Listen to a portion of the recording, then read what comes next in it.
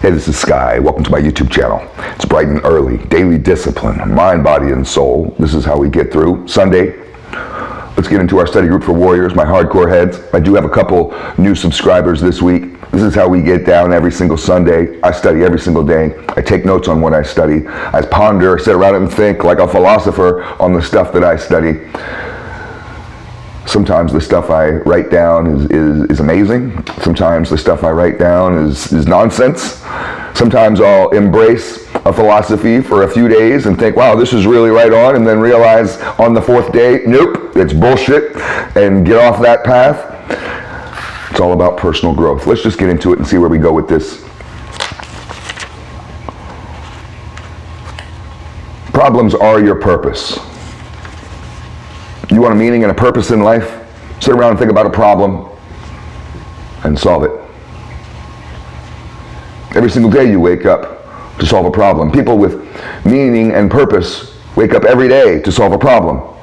Mother Teresa, her meaning and purpose was to help people. She woke up every single day with that problem of how do I help people?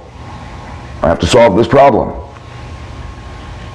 If you sit in your bed or sit on your sofa or sit in your backyard, go and ponder, meditate on what is it that I can do to be helpful? What is it that I can do to help the people around me? What is it that I can do to help myself? Sometimes we have to start with ourselves.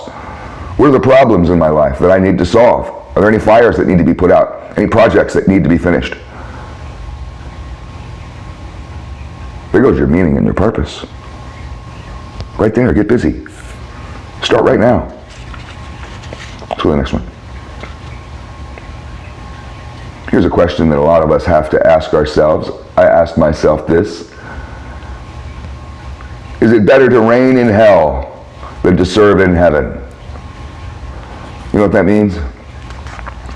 There's so many people that have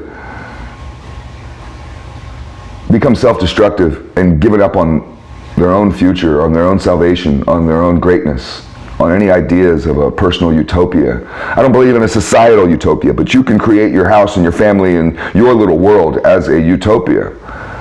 You can have a white picket fence. You could live in a great neighborhood. You could have a job that you enjoy, a relationship that is fulfilling and empowering and helps you grow. You can have kids that are not angry, tyrannical little monsters. You could have that.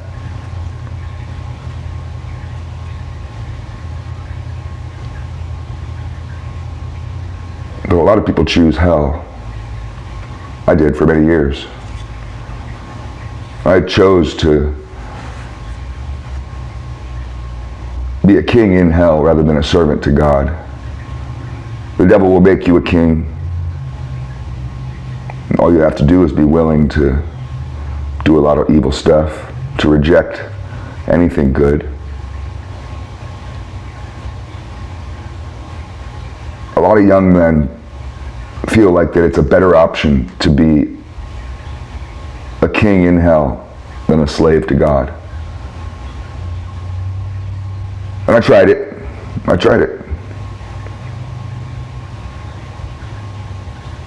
And to me, looking back on it, it felt like weakness. To reign in hell is the weakest, sorriest position you can want.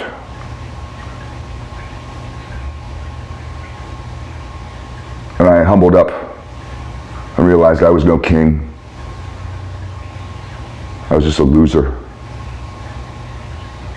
I realized my life wasn't working out for me. I tried my best, this shit wasn't working out. All I did was become a homeless drug addict going in and out of jail. That's the best I could do.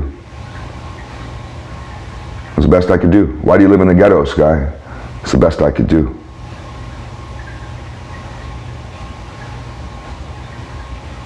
So I humbled up. I'd rather be a slave to God. I'd rather bow down every day and say, how can I serve you? I'll do whatever you want me to do. You point me in any direction, I'll do it. I'll fight for you. I'll fight for good. I'll fight for heaven until the end of time. I will serve you and do whatever you want. And I've made statements like that. A lot of you can't. You're not ready. You don't know how. I'd rather be on the ground begging for forgiveness to God than to be strutting around with a pistol in my waistband thinking I'm the fucking Don of the city. Is it better to reign in hell than to serve in heaven? Let's go to the next one.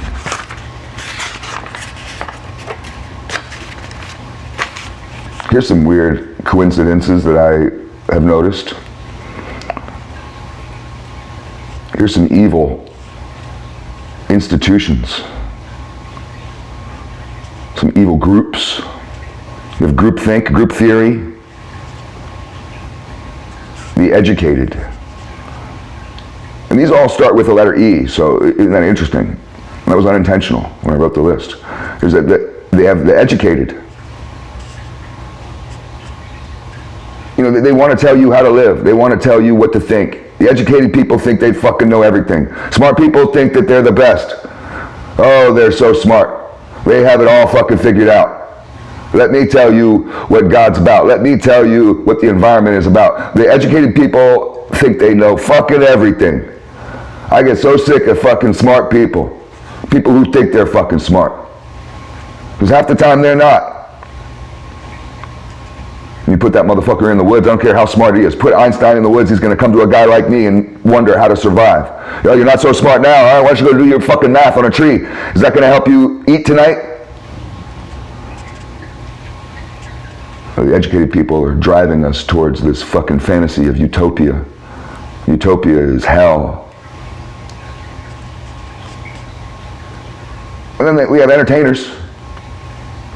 Entertainers. The entertainment industry. I lived in Hollywood. They call it the industry. It is evil. And the entertainers also want to tell you what to think, what to believe, how to be, what you should look like. They're your idols. People idolize, especially in America. They idolize entertainers. The entertainers are our royalty. We live in a democracy. We don't have a monarchy. We don't have a royal class, but you've turned Jay-Z and 50 Cent and Kim Kardashian and all these people with money. Anybody with money must be smart. Anybody with money must be better than me. Anybody with money, you just worship it. You love it. You drool on them. You want to be like them. You want to be around them. You want to be friends with them. A bunch of demons. And all the entertainers want to just tell you what to think, what to do, how to believe. They all give their little stupid speeches at the award shows that are ridiculous, meaningless. A bunch of little self-righteous rich fucks. And that brings us to the next group of evil. The rich people, the elite. Oh, the elitists all want to tell you how to live. They all think they know. Any rich motherfucker out there thinks that he knows. You get some businessman, somebody like Elon Musk or Andrew Tate or whoever, and they all of them, every one of them, every rich motherfucker I've ever met in my life is like, well, let me tell you how the world works. Let me tell you what's going on. They all want to fucking tell you what to think, what to believe. They all want you to be just like them, as if that they're gods, as if they've got it figured out. They're above you. They have this bullshit they call status. Put that motherfucker in a prison cell and we'll see what your fucking status is, punk. The elite. Then we have the extremists. Oh, the extremists are the worst. The worst. The worst. The left-wing extremists are the worst. The right-wing extremists, we've been used to them for a long time. The right-wing extremists are so happy right now that there's left-wing extremists that are in the news because we used to be so focused on right-wing extremism. They're getting a little bit of a break right now, but they still exist. They're still pieces of shit. I've known many of them. Extremists are the worst, and extremists are just like the rest of them that we've mentioned. They all want to tell you how to live. The extremist will tell you how to live, how to be, what to think. Oh, the extremist will kill you. They'll chop your head off if you don't believe what they believe. They'll go and shoot up your church, shoot up your school. They're terrorists.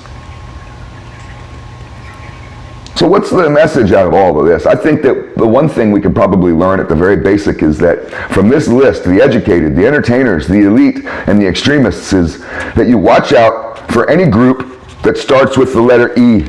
Don't join a group that starts with the letter E. Most likely it's evil. go to the next one. Here's a little bit of advice I wrote down. Sometimes I don't really know what things mean when I write them down. It just sounds good. This was one of those things that sounded good, but I didn't really know what it meant. Let's hash it out together. We can't have everyone thinking that they're the sword of God. I would change this to say we can't have anyone thinking that they're the sword of God. Isn't that some kind of self-righteous bullshit? You think you're the sword of God, you're going to go do God's bidding. What are you going to do? Go and kill a bunch of people? Now you're an extremist. You're going to go and rid the world of what you think evil is? Some of these self-righteous religious fucks are going around every day proselytizing and pushing the Bible and thumping that shit, standing on their little soapbox yelling at people about good and evil and being judgmental. Worry about yourself, fool. Worry about those own thoughts, your own thoughts in your head, not mine. Whether I'm going to heaven or hell shouldn't be your concern.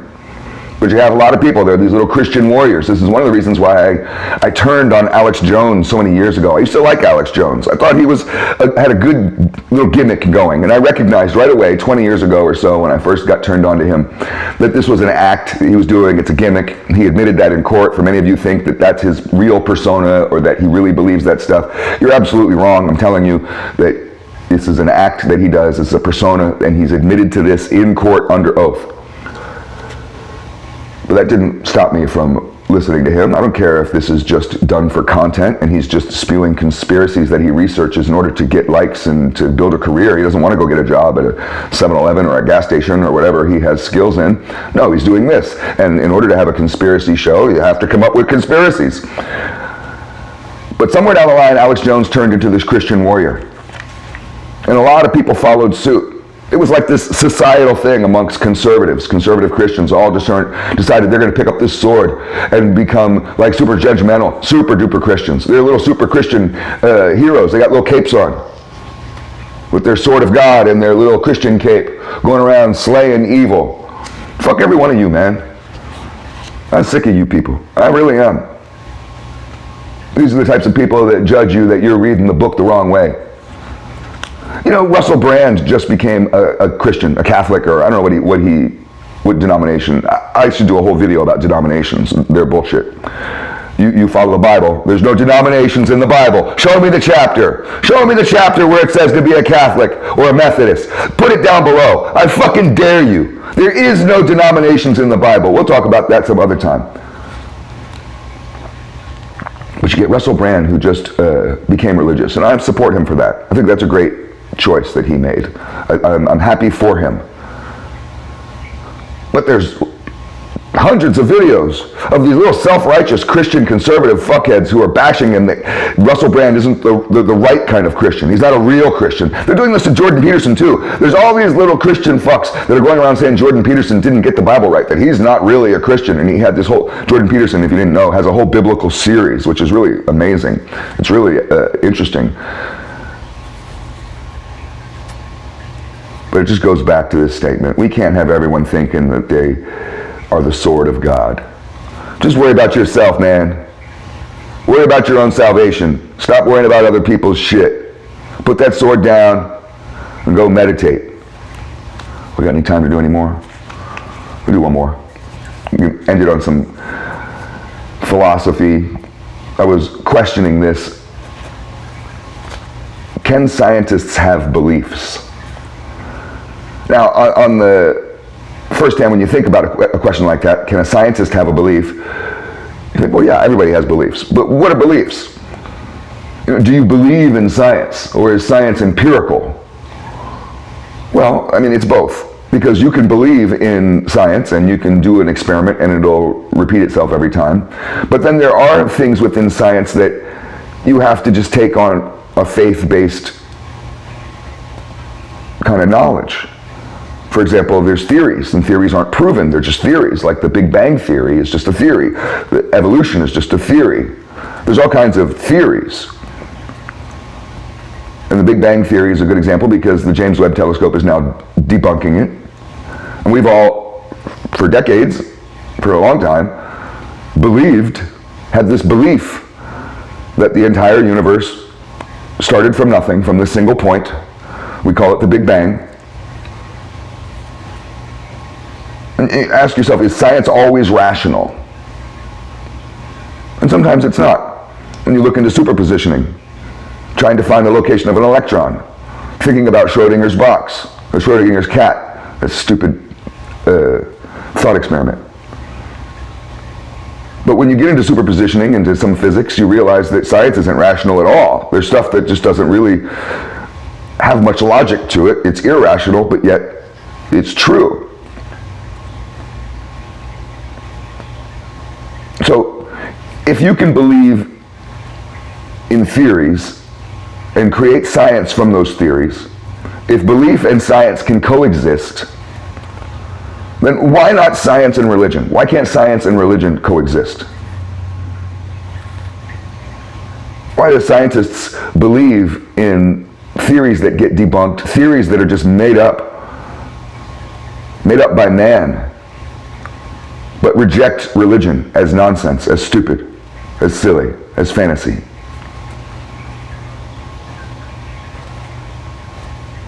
And then we have to ask ourselves about religion. Do we have any time? Is religion history? Or should it just simply be a belief, a dogma? Should there be a separation? Some people take it like it's history and they miss the whole point of it. I think belief is important, but you don't want to get too lost on it. Logic is important, but you can't get too wrapped up in it to where you give up on possibilities. Food for thought.